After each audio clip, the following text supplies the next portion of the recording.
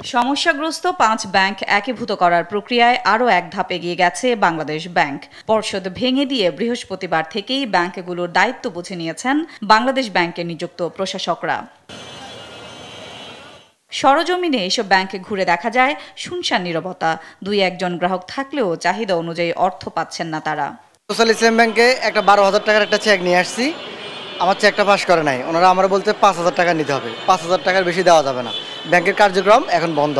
যেহেতু Bangladesh bank support আছে, দরকার ছিল 10,000, তো 5,000 পেয়েছি আর কি।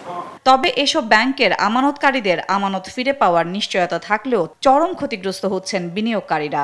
এই ৫ ব্যাংকের শেয়ার হোল্ডারদের ইকুইটির মূল্য এখন নেগেটিভ, তাই তাদের শেয়ারের ভ্যালু শূন্য হিসেবে বিবেচনা করা হবে। ক্ষতিপূরণ দেয়া হবে না কাউকেই। এসালম বা যারাই থাকুক, তাদের শেয়ারগুলি যেহেতু জিরো হয়ে গেছে, অতএব তারা যে ঋণ নিয়েছে, ঋণগুলি মকুব করা হলো, তা কি বলেছে?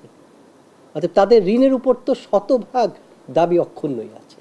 ইনভেস্টর ইস্যু যখন আসবে, এই যে ৫টি ব্যাংক ছিল, ৫টি ব্যাংকের যারা উদ্যোক্তা পরিচালক আর যারা সাধারণ বিনিয়োগকারী, তাদের সবারই কিন্তু প্রপোর্শনেটলি দায়ভারও সমান এবং অ্যাসেটের উপর তাদের অধিকারও সমান। একীভূত হওয়া এক্সিম, ফার্স্ট সিকিউরিটি, সোশ্যাল ইসলামী, গ্লোবাল ও ইউনিয়ন ব্যাংক পুঁজিবাজারের অন্তর্ভুক্ত। এখন সংশোধনের সুযোগ এসেছে। এই সংশোধন করতে গিয়ে কিছু মানুষকে এতে ক্ষতির সম্মুখীন হতেই হচ্ছে। তারা পরিস্থিতির শিকার হয়েছে এক কথায়।